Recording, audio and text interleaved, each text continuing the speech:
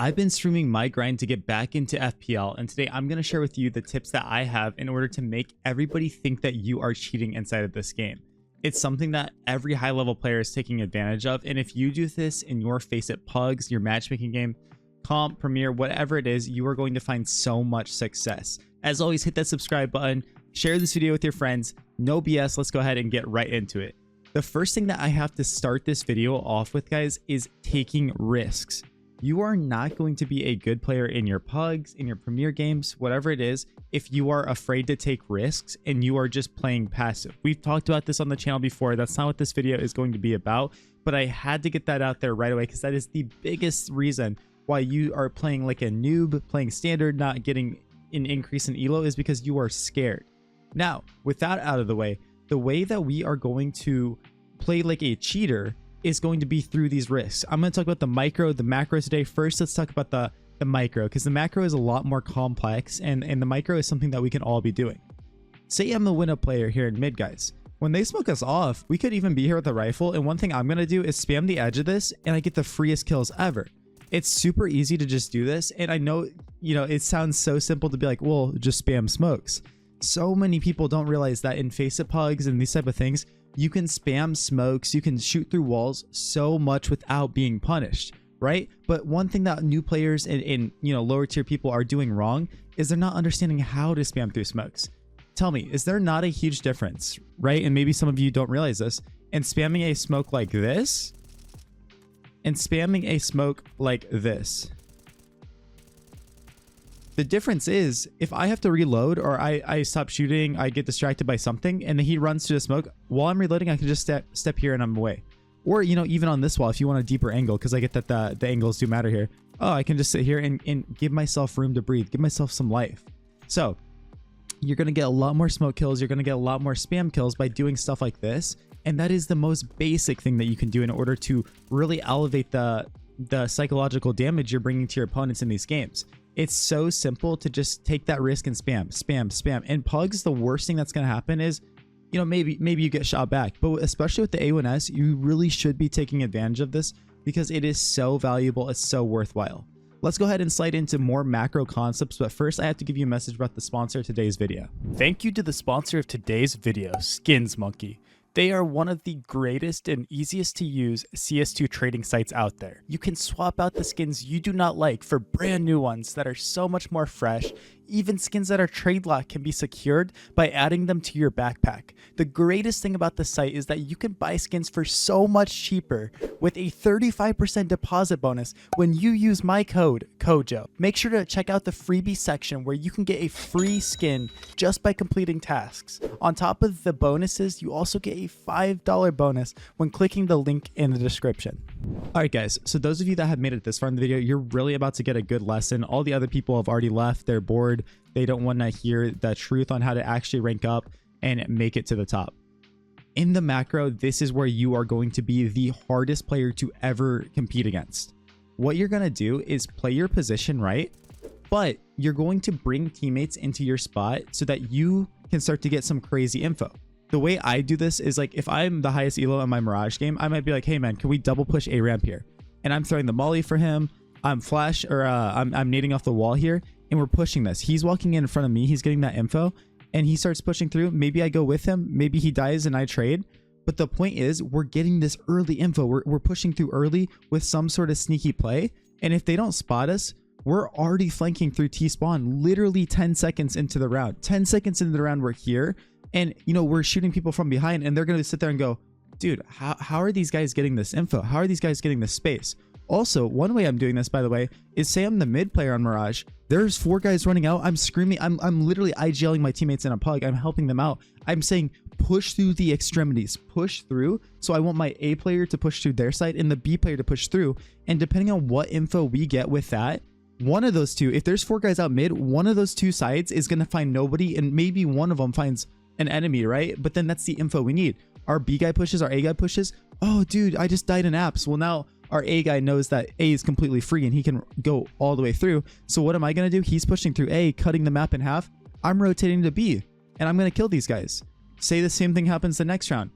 Our B player pushes through. Nobody's there now. I'm going to go A. So these guys start to be like, dude, how is this guy reading us every single time? How is this guy understanding, like, we're not here? He's got to be cheating. There's no way he's getting perfect reads like this. But this, I'm so serious. People don't understand how simple this actually is inside of your face pugs in your games because we're too scared to move. We're too scared to take these risks, make these plays. Another way I'm doing this too, by the way, is in my own position.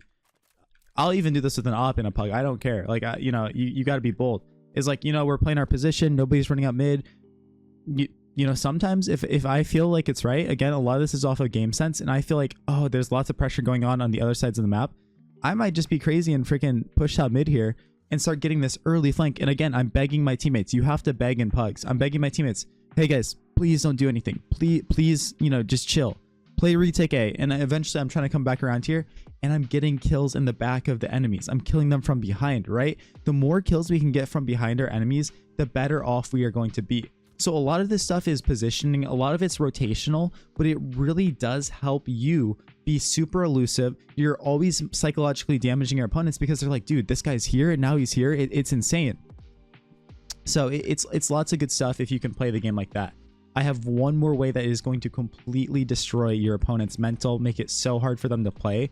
But first, guys, check out my daily streams where I'm showcasing this every single game on my road back to FPL, twitch.tv/CoJoMoCS. So the best way to do this, by the way, guys, the best way is I am always throwing in some sort of fake util or fake information, right? We're faking out our opponents with information. Pug communication is awful. It is so bad, right? So say I'm in a 2v2 with my teammate. They might know he's CT, but they don't know where I am. Maybe one play that I'm going to make is I will come, you know, I'll be, say I'm on catwalk, right? I'm going to flash over Con and then go group CT with them. Because what are they hearing? They're hearing a flash over Con as they're, you know, coming into sight here. They know one CT. They're like, oh, dude, the other guy's cat, right? The other guy's in mid. He just flashed over Con. So they're thinking about that. And what am I doing? I'm coming all the way around here to then group with my teammate and play with him. So they, again, I might use him as bait. I might be like, hey, bro, they don't know I'm here. Can you, when I'm ready, can you go run out and try to take your fight? He might win the fight. He might lose it. But the point is, no matter what happens, I have enemies just not even looking at me. They have no clue that I'm there, right? It's amazing. Flip that on T side. Maybe you've seen this. Maybe you see me playing. Maybe you see my streams. One way I'm going to do this on T side is maybe in this 1v1 situation. Say I have bomb. I'm playing against an opponent that's somewhere in window / jungle area. He thinks I'm going B. I'm going to confirm what he's thinking by throwing my own smoke on a B site. He's like, oh, dude, I'm going to beat this rotate. I hear him running market because, of course, he needs to get the site as fast as possible. As soon as I think he can't hear me, I'm going to go run and plant the bomb on cat, win the round just because now I have the power in the positioning. I am in the powerful position. It's super easy. It's the freest 1v1 of your life, right? I do this all the time with that. Also, guys, I might do this in a retake again. I like doing this in retakes. I think it's really useful. Is I'll throw a smoke off CT and then, you know, maybe take a few shots at the M4. But what am I doing? I'm walking back to jungle to then play from here. Now, really, really high level players are going to understand this. But for 99.9% of you guys, this will completely destroy your opponents. They're not going to understand what's happening. And I'm telling you, because this works in even face level 10. It's really once you start getting like 3K elo, people start to get pretty wise about this. But until then, they just... the comms are horrible. People are overthinking, and it's so easy, right? Another way I might do this, guys, too, I know like I'm throwing a lot at you, is if I want to make some sort of play, some sort of aggressive play, say I'm the mid window opper, I might be like, hey bro, take the op, go window, can you shoot through the smoke for me? I'm taking my front spawn, and what am I doing?